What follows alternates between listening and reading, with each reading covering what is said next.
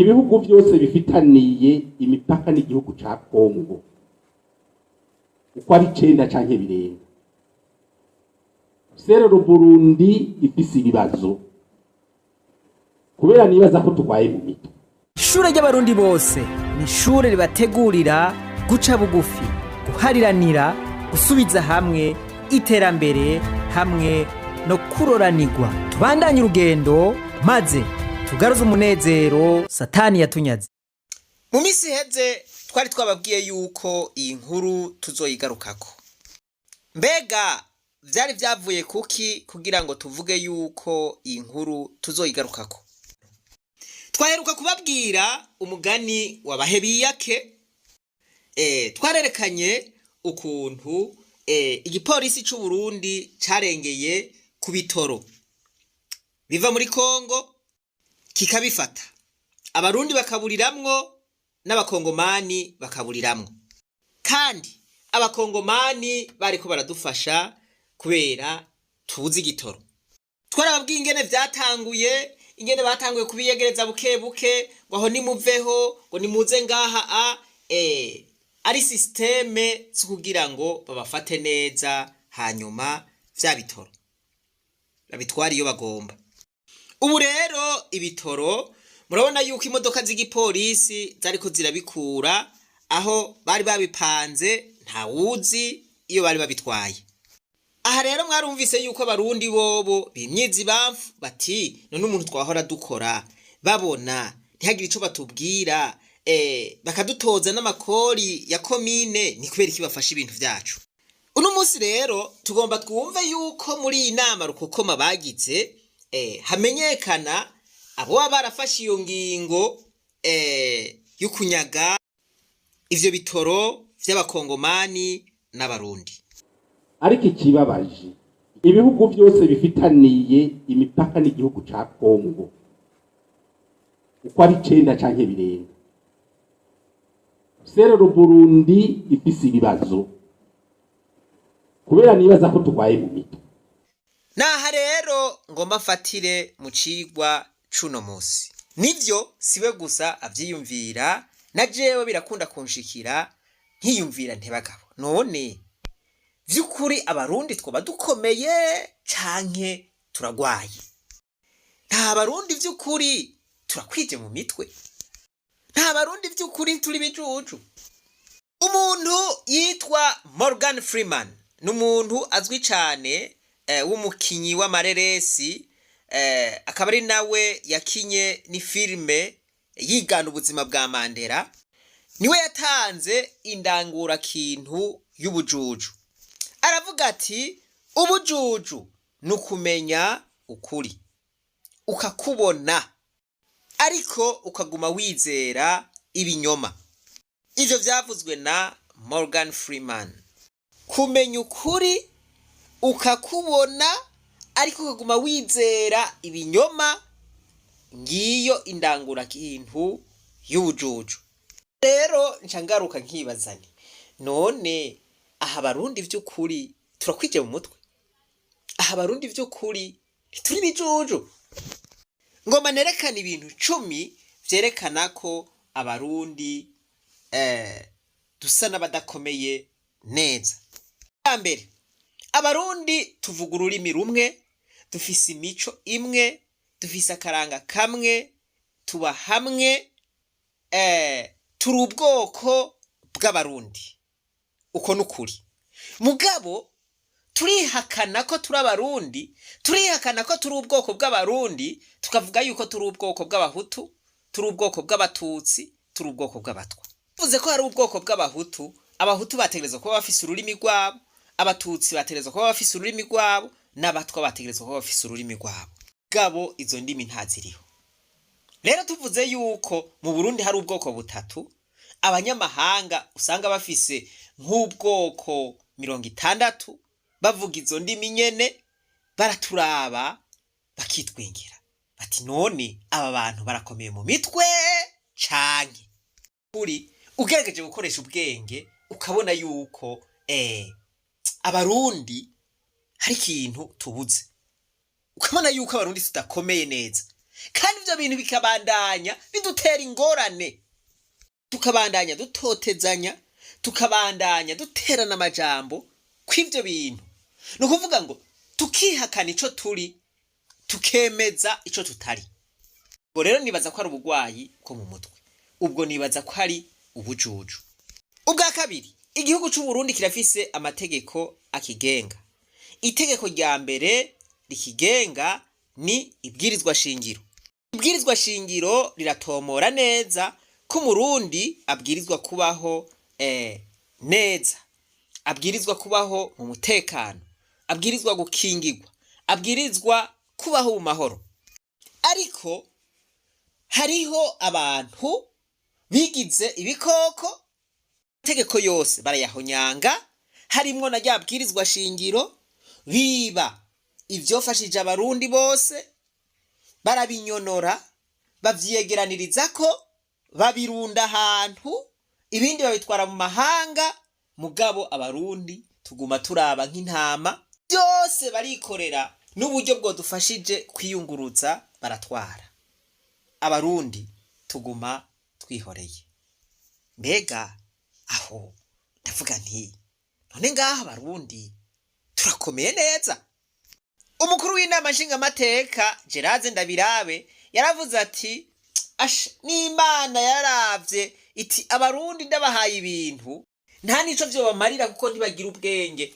Voilà. Rero aha ni hamwe mpagarara danje nkavuga nti none abarundi vy'ukuri turakwije. Kubera iki tudahaguruka tugaharanira agateka kacu tukavuga duti oya, ubutungane nibwubahirizwe, ubutungane nibukurikizwe, abantu bivye nibaje imbere y'intahe, abakoze ikibi nibaje imbere y'intahe bahanwe, kuko ukudahana imbwa bigwiza imisega. Bibiliya yo nyene iravuga iti ubutungane nibwo bushira igihugu hejuru. Wewe nyene waze ko ubutungane buhaba bigaca bihindukira akaba ari wewe tangura kurenganya. Aha abarundi mwumva dukomeye neza abagabo. Ubwa gatatu, abategetsi bacu birirwa baravuga yuko tumerewe neza, bati turanezerewe, tubayeho neza, natwe tukavyemeza duti yego kabisa tubayeho neza, kandi vy'ukuri tubayeho nabi. Atabandi bantu kw'isi babayeho nabi nka twebwe. Inzara irabishe, abandi baromotse bari mu buhungiro, abandi buzuye amabohero kubera akarenganyo, abandi ntibavuga ico biyumvira, akabonge kasa kari mu kubica. Tukaguma twidogera iyo mugabo ntitugombe ko hari uvyumva, bikaguma bitubako turihoreye. None vy'ukuri kwemeza yuko tunezerewe kandi tubabaye, abarundi ntimwumva yuko tuba tudakomeye neza mu mitwe. Cya kane, abarundi ibice 99% turabakirisu, twemera Imana, n'abamizirima barayemera. Ariko mwumvira gute ko kw'isi yose coba igihugu kiri mu vya mbere bikenye, ibihugu vya mbere birimwo akarenganyo, igihugu kiguma gisesekamwo amaraso, igihugu ciganjemwo urwanko, igihugu kirimwo abantu b'ibikomantare bakomantaje imitima kugira ngo bace bugufi bicarane baganire ku ngorane ziba hanze. None mwumva vy'ukuri twebwe abarundi dukomeye neza mu mitwe.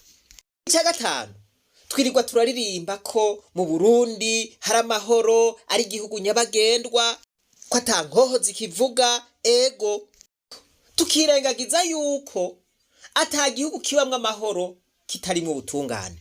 Ngo tuvuge none ko igihugu c'u Burundi kirimwe amahoro, amahoro ari umusesekara, atabutungane buriho, kurenga amategeko ari itegeko, nuko kurenganya abantu ari itegeko, umuntu ukamuta mu gasho ngo nibamukanye ntihagire inkurikizi akamara y'imyaka n'imyaka, uwundi ukamushora bakamwica ntihagire inkurikizi.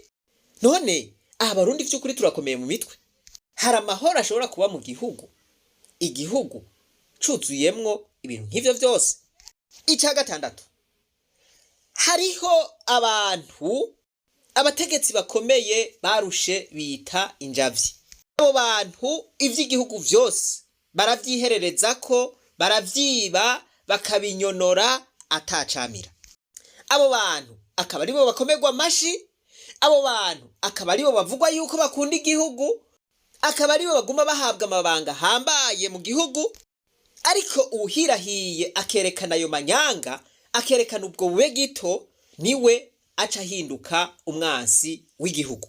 Uhirahiye akerekana ako karenganyo, niwe aca umwansi wa mbere w'igihugu, aca umwansi wa mbere w'intwaro. Kandi hakabaho n'abarundi babishigikira bati nivyo uwo numumenja. Nanje rero namangera ahantu nkiyumvira ntibagabo, abarundi burya turakomeye mu mitwe.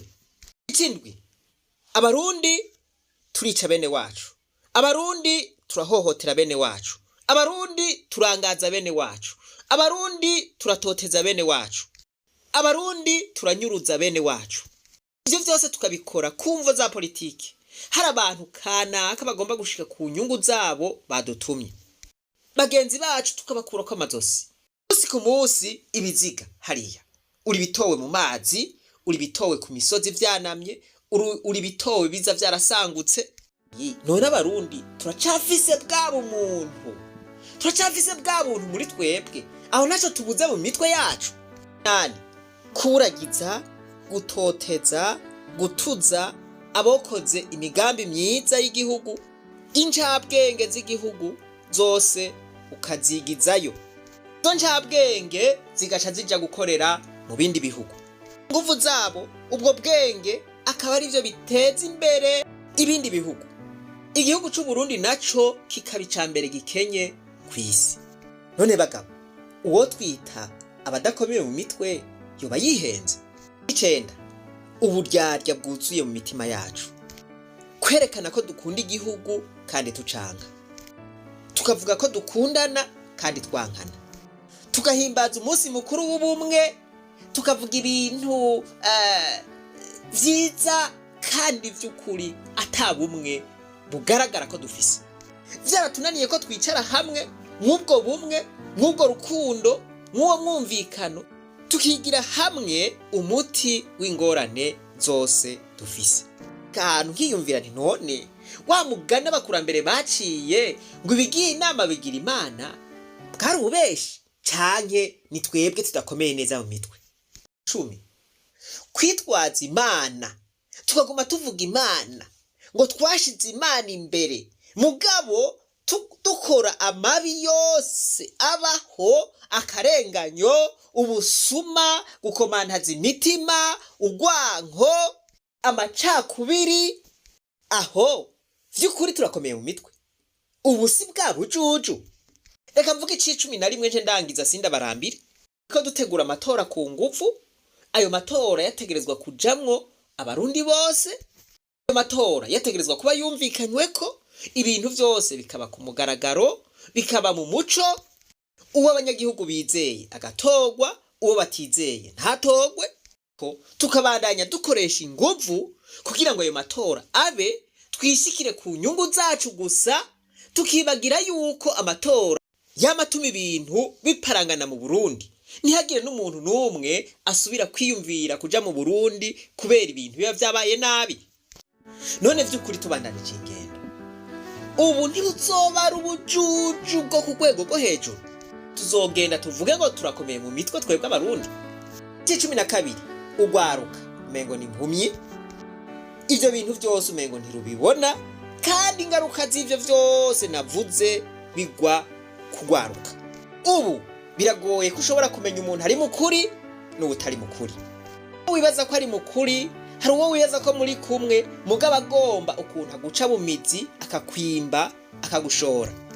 Abantu ubu twarabaye bampemuke ndamuke, n'ubwoba buratuma dukora ivyo tutokoze, tukavuga ivyo tutovuze.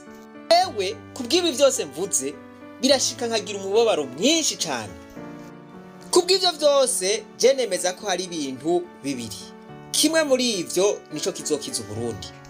Naho hazohera imyaka amajana n'amajana, ico nico conyene rukumbi kizokiza Uburundi. Ico naco si kindi ni ukuri. Ijambo ry'Imana riravuga ngo abantu bazomenya ukuri, ukuri nako kubahe kwidegemvya. Uko kuri ndiko ndavuga gufatanye na bwa butungane. Ahari ubutungane naho haba ineza, haba urukundo. Ahari ubutungane haba amahoro. Ahari ubutungane haba iterambere rirama. Ndazi neza yuko umuntu yovuga ati vote par plébiscite. Vote par plébiscite ni hajya batora umuntu adugije ukuboko hejuru. Nkabijya bagira mu nama nshinga amateka bati okay, abavyemeje nimushire ukuboko hejuru. Ati tugira amatora. Uwushigikiye ukuri nashira ukuboko hejuru. Uwushigikiye ko haba ubutungane mu Burundi nashira ukuboko hejuru. Ndazi neza yuko hoshira ukuboko hejuru abarundi bake. Kubera iki? Kubera ari bampemuke ndamuke. Yovuga ati shira ukuboko hejuru bace bakurikirana banaka. Zoca bigenda gute? Voilà, uko niko tubayeho. Ariko Imana yonyene murazi yuko ari ubutungane. Imana ishigikira abaharanira ubutungane. Imana ishigikira abari mu kuri, abaharanira ukuri. Uko kuri ariko kuvamwo ya mahoro, ariko kuvamwo wa mwidegemvyo. Ababesha ngo bari mu kuri kandi batari mu kuri umunsi umwe bazogaragara. Ikigaragara nuko ikinyoma ciganje mu gihugu c'u Burundi.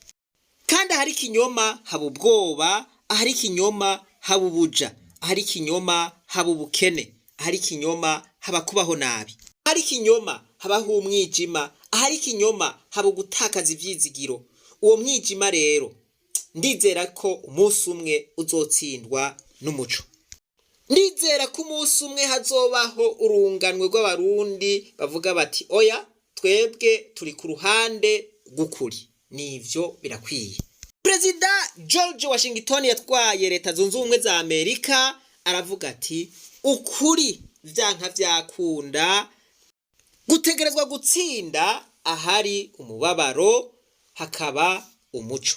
Rero naho dusa n'abari mu mwijima ndizera yuko ukuri kugiye guseruka, ukuri kugiye gutsinda hakaboneka umuco. Ntumbero rero turiko turakora application, no kuvuga ngo iri kwirakorwa n'abahinga. Application izotuma ukuri kumenyekana.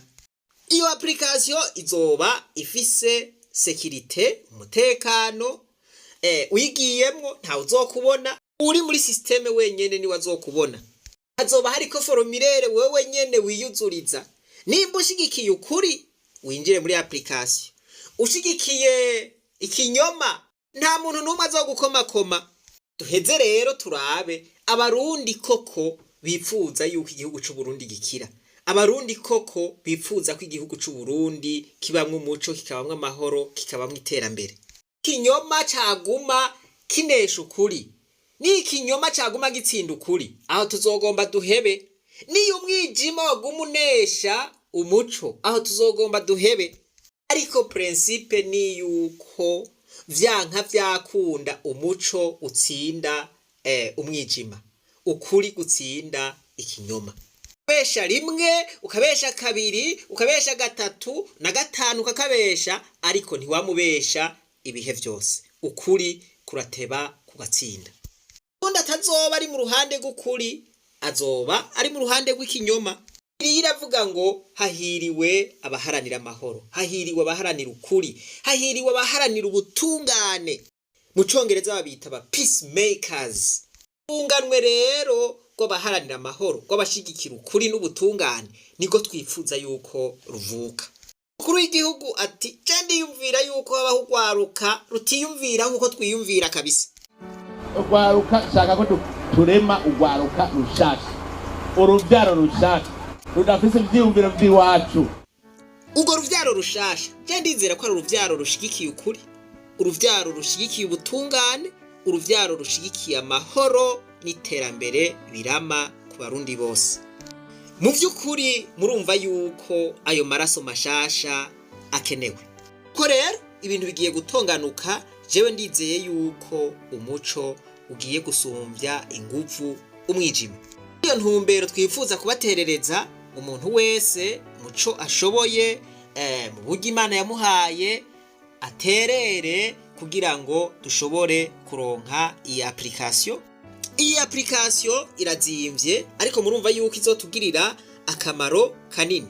Wewe aho wibereye hose izoba iri muri application zawe muri telefone. Ubwira umugenzi uti teresharja application yitwa ishure ry'abarundi bose bikunda. Murumva rero yuko iyi azoba ari yindi ntambwe ishure ry'abarundi bose rigezeko.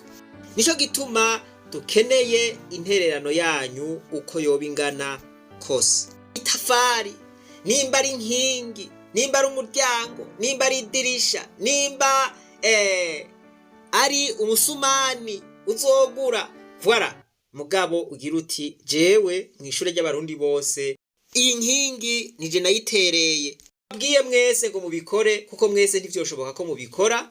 Ibi bikogwe n'ubitahura, bikogwe n'uwizera yuko ugo runganwe rushasha, ayo maraso mashasha ashobora kuboneka kandi akaba ariyo akiza igihugu c'u Burundi.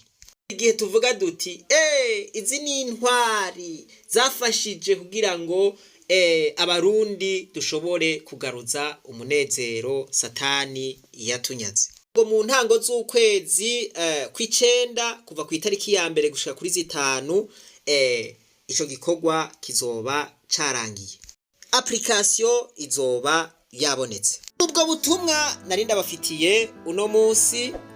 Ntimwibagire kugira subscribe, j'aime na partage, ufyonde no kuri kakazogera. Ahasigaye reka twibandanirize urugendo rwacu maze tugaruze umunezero Satani yatunyaze. Utarashika mu ishure ry'abarundi bose turamuhaye kazi.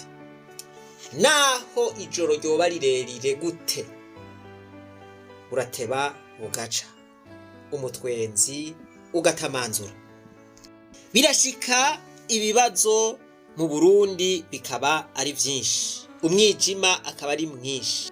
Ndizeye ko umuco umunsi umwe uzorasira Uburundi, abarundi bakagwana mu nda, abarundi bagasubiza hamwe, abarundi bagaharirana, abarundi bakubaka Uburundi bose atawandya wangura kandi bashigikiwe n'Imana rugira vyose. Muco naho wowe ukiri muto, naho wowe ukiri kuragwana n'umwijima mwinshi, uwo muco uzoteba ushware Uburundi bwose.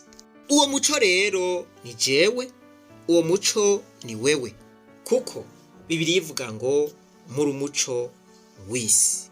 Uwo muco rero reka ugaragare.